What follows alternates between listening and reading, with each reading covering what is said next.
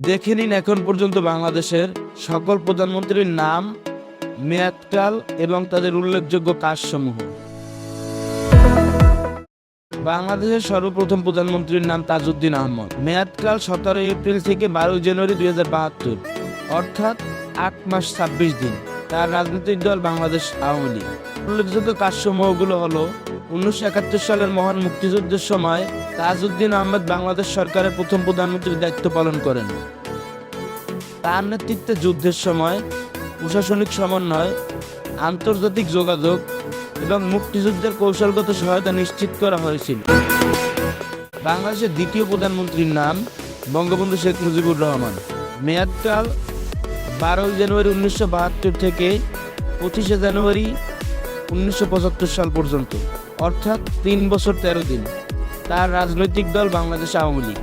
শেখ মুজিবুর রহমান 72 থেকে 75 সাল পর্যন্ত বাংলাদেশের প্রধানমন্ত্রী হিসেবে দায়িত্ব পালন করেন এবং স্বাধীনতা পরবর্তী দেশ পুনর্গঠনের নেতৃত্ব দেন, জাতিকে একটি নতুন সংবিধান উপহার দেন, যুদ্ধ বিধ্বস্ত দেশ পুনর্গঠন, সংসদীয় গণতন্ত্রের ভিত্তিপ্রস্তর স্থাপন করেন। বাংলাদেশের তৃতীয় প্রধানমন্ত্রীর নাম মোহাম্মদ মুনসুর আলী।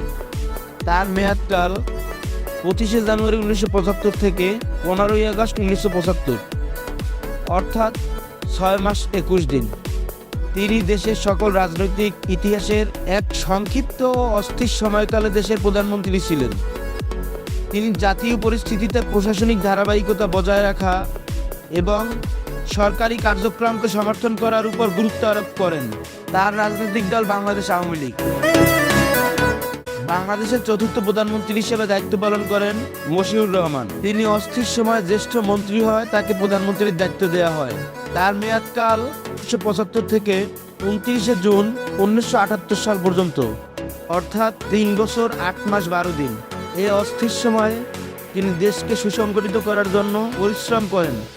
তার রাজনৈতিক দল জাগদল বা বিএনপি।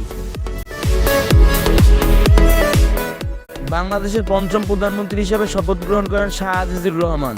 শাহ আজিজুর রহমানের মেয়াদকাল 15 এপ্রিল 1979 থেকে 24 মার্চ 1982 সাল পর্যন্ত, অর্থাৎ 2 বছর 11 মাস 9 দিন। তার রাজনৈতিক দল বিএনপি। শাহ আজিজুর রহমানের মেয়াদকালে উল্লেখযোগ্য কাজসমূহ হলো তিনি রাষ্ট্রপতি জিয়াউর রহমানের অধীনে বাংলাদেশের প্রধানমন্ত্রী হিসেবে দায়িত্ব পালন করেন, সরকারি প্রশাসন কাঠামো এবং তৎকালীন খারাপ সময়গুলো মোকাবেলা করেন, মেজর জিয়ার রাষ্ট্রনীতিগুলো বাস্তবায়নে গুরুত্বপূর্ণ ভূমিকা পালন করেন।